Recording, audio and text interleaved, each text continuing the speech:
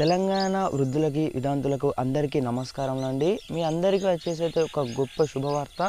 ఇప్పుడు సెప్టెంబర్ నెలకు సంబంధించి పెన్షన్ డబ్బులు ఏవైతే ఉన్నాయో, అలాగే ఆగస్టు నెలకు సంబంధించి ఏదైతే ఉన్నాయో, ఆ 2 నెలలకు సంబంధించి మీకు డబ్బులు పడ్డాయా లేదా ఒకసారి అయితే కామెంట్ సెక్షన్లో అయితే కామెంట్ చేయండి.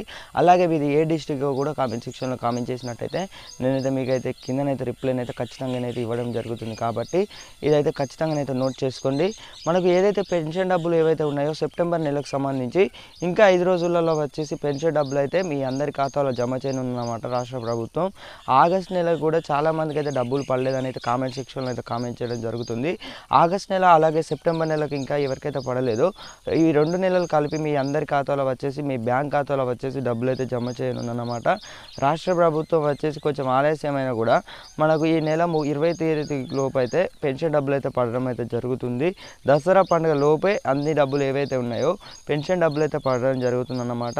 వృద్ధులు ఎదురు చూడడం జరుగుతుంది పెన్షన్ డబ్బుల కోసం. రాష్ట్ర ప్రభుత్వం అయితే పెంపు ఏదైతే ఉందో మన కాంగ్రెస్ ప్రభుత్వం అయితే హామీ ఇచ్చిన విషయం అందరికీ తెలిసిందే. ఆ హామీ గురించి అయితే మనకు ఎలాంటి చర్చ కూడా జరుగుతలేదన్నమాట.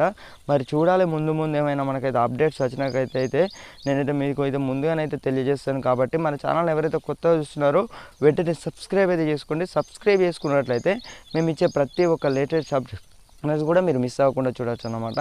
ఇప్పుడు పెన్షన్ డబ్బులు ఏవైతే ఉన్నాయో 4,000కు పెంచుతామని చెప్పిన ప్రభుత్వం ఏదైతే ఉందో దసరా తర్వాత మనకు నవంబర్ నెలలో అలాగే డిసెంబర్ నెలలో వచ్చేసి పెంచే అవకాశాలు అయితే చాలా ఎక్కువగా కనబడుతున్నాయి. కాబట్టి ఇది వచ్చేసి అయితే మనకైతే ఒక